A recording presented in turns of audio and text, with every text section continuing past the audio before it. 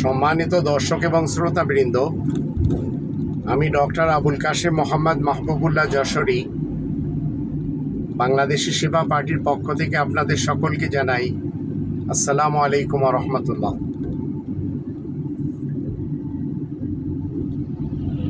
আরব ইতিহাসের মোহাম্মদ ইবনে আবদুল্লাহ সাহেব, তিনি তার মান্যকারী মূর্খ অশিক্ষিত গাওয়ার তাদেরকে শুধু জান্নাতের সুসংবাদ দিতেন এই একটি কথায়, যারা তাকে মানবে তারা জান্নাতে যাবে, যারা তাকে মানবে না তারা জাহান্নামে যাবে। আর যারা তার কাছে কোনো প্রশ্ন করবে তাদেরকে জাহান্নামে যেতে হবে, কারণ তার দেওয়া যে ধর্ম সেই ধর্মে প্রশ্ন চলবে না। একেবারে অন্ধের মতো মেনে নিতে হবে, সে যা বলেছে সেটাই মানতে হবে। সে নিজেকে বলেছে যে আনা খাতামান নাবিয়িন লা নাবিয়্যা বাদি, আমি শেষ নবী, আমার পরে কোনো নবী নেই। এটা নিয়ে কোনো প্রশ্ন করা যাবে না। আবার সেই লোকটি 41 বছর বয়সে বলেছে মা না বিকারি, আমি পড়ালেখা জানি না। এই মূর্খ ব্যক্তিকে যে বা যারা মানবে না তাদেরকে আবার মৃত্যুদণ্ড দেওয়ার জন্য তৈরি করা হয়েছে মুসলমানদের দেশগুলিতে, বিশেষ করে পাকিস্তান টাইপের বর্বর দেশে। যারা বিলাসফ্যামি করবে তাদেরকে মেরে ফেলতে হবে, তাদেরকে ফাঁসি দিতে হবে। আমাদের দেশেও বর্বর মৌলবী কিছু আছে, মৌলবী আজাজিল কিছু আছে, উলামায়ে আজাজিল, উলামায়ে শায়াতিন, উলামায়ে সু, উলামায়ে আজাজিল এবং উলামায়ে খানাজির, এরা সবাই এটা নিয়ে গলা ফাটিয়ে বলছে, যারা তাদের এই মূর্খ স্বঘোষিত দাবিদার আরব ইতিহাসের মোহাম্মদ ইবনে আবদুল্লাহ ইবনে আব্দুল মুত্তালিব ইবনে হাশেমকে না মানবে এবং তাকে নিয়ে কোনো কটুবাক্য বলবে, তাকে বিলাসফ্যামির নবী অবমাননার দায়ে ফাঁসি দিতে হবে, মেরে ফেলে দিতে হবে, তাকে ওয়াজিবুল কতল ফতোয়া দিতে হবে। তো আমাদের দেশে কিছু এমন অসভ্য মৌলবী রয়েছে যারা বলৎকার করতে যে ধরা খেয়েছে, বিতাড়িত হয়েছে, আবার জিনা করতে যে ধরা খেয়েছে, বিতাড়িত হয়েছে 501 নম্বর কামরায় রিসোর্টে।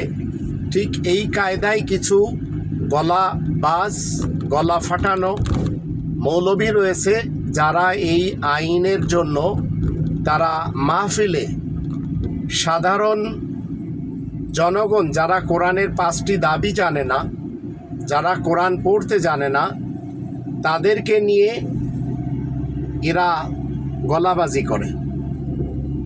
তারা কখনো এই দেশের মানুষকে কোরআনের 5টি দাবি মানতে দেয়নি। কোরআনের 1 নম্বর দাবি কোরআনকে শতভাগ বিশ্বাস করতে হবে, 2 নম্বর দাবি কোরআনের ভাষায় কোরআন পড়া শিখতে হবে, 3 নম্বর দাবি মাতৃভাষায় কোরআন জানতে হবে, 4 নম্বর দাবি কোরআন মতে জীবন কাটাতে হবে, 5 নম্বর দাবি কোরআনের তাবলীগ করতে হবে। এই 5টি দাবি থেকে আমাদের দেশের যারা বিএনপি মার্কা মুসলমান রয়েছে, যারা আওয়ামী লীগ মার্কা মুসলমান রয়েছে, যারা দাড়িপাল্লা মার্কা মুসলমান, কিংবা যারা হাত পাকা মার্কা মুসলমান, যারা তাবলিগি মার্কা মুসলমান, যারা আমাদের দেশে হিফাজত এবং তরিকত মার্কা মুসলমান, এরা কোরআনের এই 5টি দাবি মানে না। তাই এই 5টি দাবি মতে তারা জীবনও কাটায় না। এর ফলে যত অশিক্ষিত মূর্খ তাদের ব্যাপারে আরবও এই স্বঘোষিত নবী দাবিদার লোকটি বলে গেছে যে তারা সবাই জান্নাতে যাবে। তাদের কারোর যদি কোনো পাপ থাকে তাহলে তার একটি নাম রাখা হয়েছে শাফিউল মুজনবিন।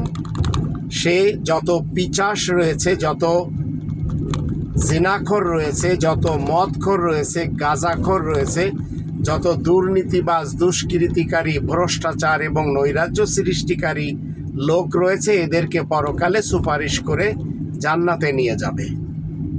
তাই বিএনপি মার্কা যত মুসলমান রয়েছে, আওয়ামী লীগ মার্কা এবং অন্যান্য মার্কা যত মুসলমান রয়েছে, এরা সবাই এই এক জায়গাতে একমত যে তাদের এই প্রফেটকে যদি কেউ অবমাননা করে তাকে মৃত্যুদণ্ড দিতে হবে। তাহলে বোঝা গেল অশিক্ষিত লোকেরা তার কথা মতে জান্নাতে যাবে, আর শিক্ষিত লোক যারা প্রশ্ন করবে তাদেরকে জান্নাতে দেওয়া হবে না, জান্নাতে যেতে দেওয়া হবে না, জাহান্নামে পাঠানো হবে। এই মূর্খ ধর্ম মান্যকারীদেরকে বলা হয় মুসলমান, শিয়া, সুন্নি, সালাফি। এদের আবার টোটাল 135 প্লাস ফিরকা, পার্টি, মাসলাক এবং মাযহাব রয়েছে। তো আমরা যখন যখন আরব ইতিহাসের মোহাম্মদ ইবনে আবদুল্লাহর যে সিরাত, তার যে শামাইল, তার যে ইতিহাস যখন পড়ব, তখন আমরা বুঝতে পারবো যে এই কওমি অঙ্গনের ছেলেরা কেন মুরতাদ হচ্ছে, কেন মুসলমানেরা আজ মুরতাদ হয়ে যাচ্ছে। এর কারণ তারা যে ব্যক্তির ইতিহাসটি পড়ে সেই ব্যক্তির সাথে কোরআনের কোনো সম্পর্ক নেই। কোরআনে কোথাও ইয়া মোহাম্মদ ইবনে আবদুল্লাহ লেখা নেই। কোরআনে কোথাও লেখা নেই যে মোহাম্মদ ইবনে আবদুল্লাহকে 40 বছর বয়সে নবুয়তি দেওয়া হয়েছে। কোরআনে কোথাও লেখা নেই মোহাম্মদ ইবনে আবদুল্লাহর কাছে 4 জন খলিফা আবু বকর, ওমর, ওসমান, আলী রয়েছে। কোরআনে কোথাও লেখা নেই মোহাম্মদ 6 বছরের মেয়েকে বিবাহ করতে পারবে। কোরআনে কোথাও লেখা নেই মোহাম্মদ ইবনে আবদুল্লাহ 2টি গার্লফ্রেন্ড রাখতে পারবে, যাকে আমরা পতিতা বলি। কোরআনে কোথাও লেখা নেই মোহাম্মদ 21টি বিবাহ করবে, যা আমাদের দেশের লোকেরা নর্মাল জানে 13টি, সেটিও কোরআনে লেখা নেই। আর কোরআনের মোহাম্মদুর রসুল্লাহ ওয়া খাতামান নাবিয়িনের একমাত্র শত্রু হলো এই মুসলমান শিয়া, সুন্নি, সালাফি সহ আরব মোহাম্মদ ইবনে আবদুল্লাহ এবং মুসলমানদের আরও 135 প্লাস ফিরকা, পার্টি, মাসলাক এবং মাযহাবের সকলেই। তাহলে বোঝা গেল মূর্খদের ধর্ম হচ্ছে এই মুসলমান ধর্ম, অশিক্ষিত সমাজের ধর্ম হচ্ছে এই মুসলমান ধর্ম। যারা কোরআন পড়তে জানে না তাদের ধর্ম হচ্ছে মুসলমান ধর্ম। যারা কোরআন মানে না এবং কোরআনের কথা বললে তারা হাদিস করে, এরা সবাই মুসলমান সমাজ। এদের সাথে মুহাম্মদুর রসুল্লাহ ওয়া খাতামান নাবিয়িনের ইসলাম এবং মুসলিম এই সম্পর্ক অন্তত নেই। ইসলাম মানে শান্তি, আর এই শান্তিকে যে মানে তাকে বলা হয় মুসলিম।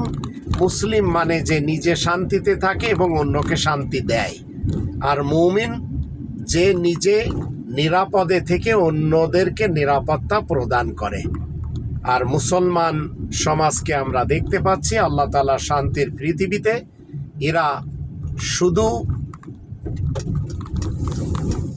মারামারি, কাটাকাটি, হানাহানি, দলাদলি, এমনকি এরা পৃথিবীর যেখানেই আছে এদের সবথেকে বড় পরিচয় হলো এরা কোনোভাবেও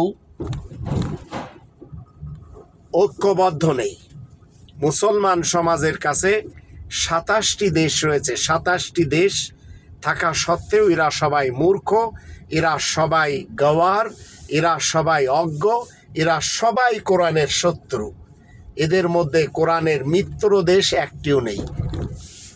আর এরা একে অপরকে খুব বেশি ঘৃণা করে। এরা কোনোভাবেও নিজেদের মধ্যে ভ্রাতৃত্ব কায়েম করতে চায় না, কারণ এরা কোরআনের 3 নম্বর সূরা আলে ইমরান এর 103 নম্বর আয়াত মানে না, যেখানে লেখা ওয়াতাসিমু বিহাবলিল্লাহি জামিআন ওয়া লা তাফাররাকু, তোমরা সবাই মিলে আল্লাহ তাআলার রজ্জু মজবুতভাবে আঁকড়ে ধরো এবং বিভিন্ন ফিরকা, পার্টি, মাসলাক আর মাযহাবে বিভক্ত হয়ে যেও না। এই মুসলমান সমাজ এতটাই অশিক্ষিত হয় যে এদের ভিতরে 100 জনের মধ্যে এরা 99 জনই কোরআন পড়তে জানে না, আর 1-2 জন যদি কেউ পড়তে জানে তাহলে আরবিতে পড়ে। কোরআনের 5টি দাবি মতে এরা চলতেও রাজি না এবং মানতেও রাজি না। এখন আপনারা চিন্তা করে দেখুন, আপনারা এই মুসলমান সম্প্রদায়ের, এই মুসলমান সমাজের কোনো একটি ফিরকার বা পার্টির বা মাসলাক বা মাযহাবের সাথে যাবেন, না মুসলিম হয়ে জীবন কাটাবেন? কোরআনের 22 নম্বর সূরা আল হজ এর 78 নম্বর আয়াতের মধ্যে আল্লাহ বলেন, হুয়া সাম্মাকুমুল মুসলিমিন, সেই সত্তা তোমাদের নাম মুসলিমিন রেখেছেন।